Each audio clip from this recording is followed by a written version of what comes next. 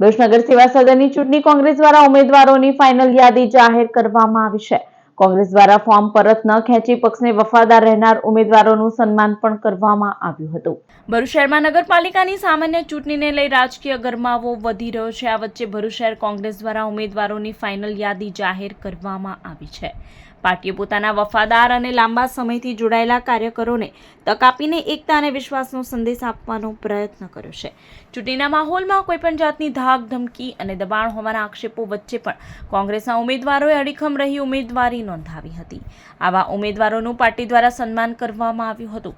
ભરૂચ શહેર કોંગ્રેસ પ્રમુખ સલીમ અમદાવાદીએ જણાવ્યું હતું કે સામાન્ય રીતે ટિકિટ વહેંચણી દરમિયાન નાના મોટા મતભેદો રહેતા હોય છે, પરંતુ આ વખતે પાર્ટીએ સંકલન સાથે ઉમેદવારો પસંદ કર્યા છે। તેમજ મુમતાઝ પટેલ દ્વારા કરવામાં આવેલી ટ્વીટ અંગે પ્રતિક્રિયા આપતા તેમણે કહ્યું હતું કે મુમતાઝ પટેલ ભરૂચની બેટી છે અને તેઓ ચૂંટણી પ્રચાર માટે જરૂર આવશે।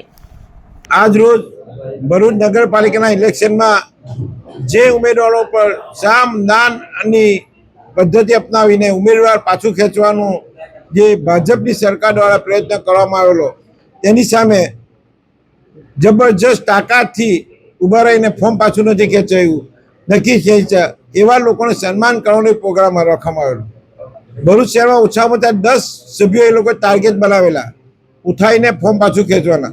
એ પ્રક્રિયાની અંદર 8 સભ્યો અમે બચાવી શક્યા। એ બદલ અમે શહેર કોંગ્રેસના તમામ આગેવાનોનો જે પણ લોકો એમણે સાથ સહકાર આપ્યો છે એનો પણ અમે આભાર માનીએ છીએ। જે લોકોએ પાછા ફોર્મ નથી ખેંચ્યા એમને ખૂબ ખૂબ અભિનંદન આપીએ છીએ। મુમતાબેન સાથે મારે ઇલેક્શન પહેલા વાત થઈ હતી, પ્રચાર કરવા માટે આવવાના હતા અને જરૂર પડે તો આવશે। માન્ય અહેમદ પટેલ સાહેબ જ્યારે હતા એ ઇલેક્શનની પ્રક્રિયા પૂરી થાય, મતદાનના પ્રક્રિયા પૂરી થાય ત્યાં પછી પૂરા ગુજરાતમાં એ સમય આપતા હતા।